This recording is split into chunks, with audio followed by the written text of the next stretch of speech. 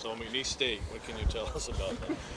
Well, we have problems when we play teams like this because they didn't play any exhibition games. They played 2 scrimmages. So all of a sudden, the contracts read that you got to get the preseason games, and when there's not games, so we've struggled with that a little bit. And it seems like we're either looking at last year's film or high school film or transfer film, or with all the different players that are in different places, it makes it a little harder. So you got to rely on how you do. And we've been practicing real well. Today was not indicative of that, but they've got a team that runs. They got a team that very athletic. Guards are some of their strength. I wouldn't call it a great shooting team, but it'll be a team that I think is going to want to go up and down. So we're going to have to continue to do that without turning the ball over, and hope today was just a day when we didn't do a very good job of it because we turned it over a lot today. Maybe not the best day to ask this, but where are you at on captains right now? You know what? If I were you guys, I wouldn't worry about it because that's the one thing that I decided this year that I'm nowhere, and it's not anything bad. I mean, I might be the first time in the history of Michigan State I might name the whole team captain, just because I think they all get along, they all do the job, and I haven't even thought about it. I'm going to see who walks out there.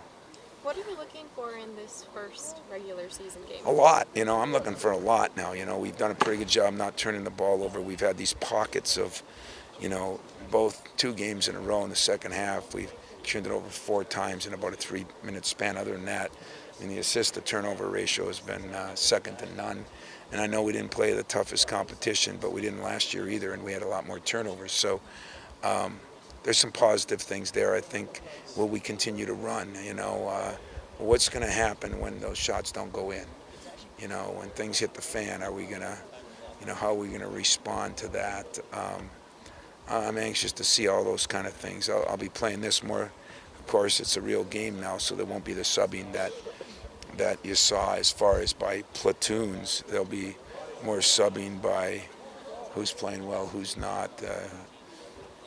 Who's tired, who's not. So it'll be a little bit different in that respect. So I'm kind of looking forward to that. We need to play, these guys have been practicing now for 30, 40 some days, and that's a long time to practice without a real game. You talked about this week having discussions about Alvin and what you're going to do. Are you any closer on that or still waiting? No, we discussed it last night. I think I'm leaning to not doing it. It's one of those very tough, delicate situations because if I look at what's best for him, I always look at myself. When I played 63 minutes one year, and my senior year 1,000, and if I had another year, Marici had another year, he got to have fun. I didn't. So I always look at that. I look at some of the guys we've had that have become pros because of it, like a Morris Peterson. I look at some guys like a Granger or Hudson that I think would have been. And Elvin, because I think he's a little better than I thought he was, it makes me almost want to do it more. But it's all, the funny part is it's all his decision too. And in this day and age,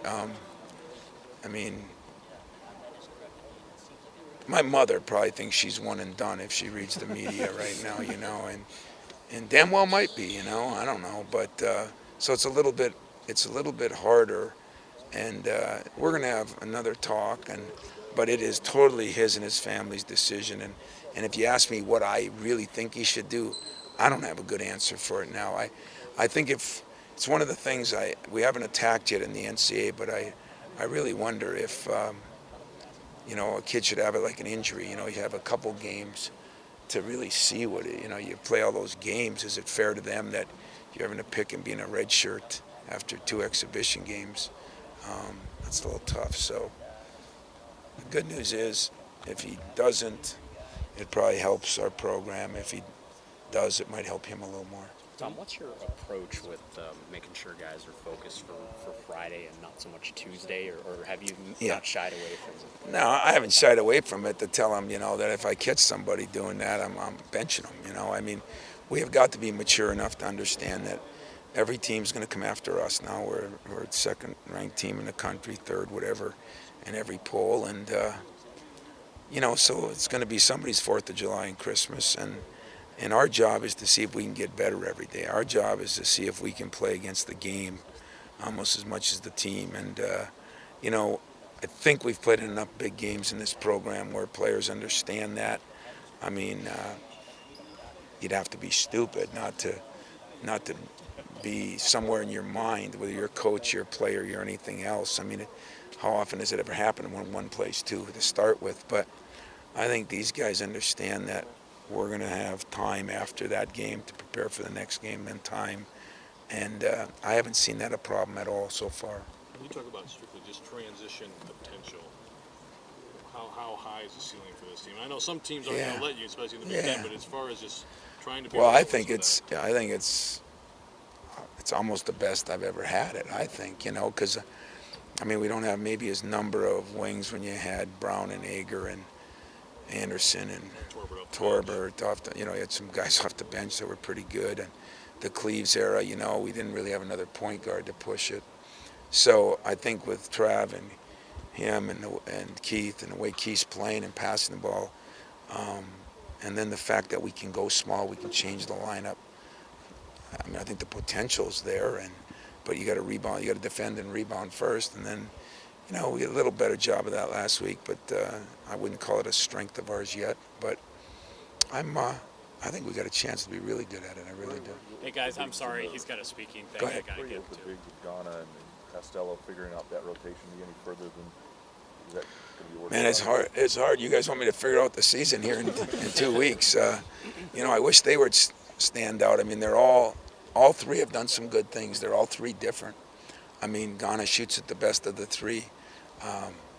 Costello is kind of the most solid, runs the court the best. You know, the thing that you got to be we got to be careful about is, you know, are we getting enough out of Matt? And then we watch the tape, and Keith got 11 assists and Gary got 3 after 3 because Matt was running down the middle of that lane, just dragging people with him. So if it was hockey, he would have got, you know, maybe the 3rd star assist or something. You know, so that's hard to evaluate that. And in Gavin, he's probably the best defensively, but he just doesn't know anything yet. He's got the quickest feet. I think he's got feet like a guard. But so, you know, for a while we'll be playing them by committee and getting them in and out. But I'm hoping they too stand out a little bit, so one is way ahead of the other, and so far that hasn't happened.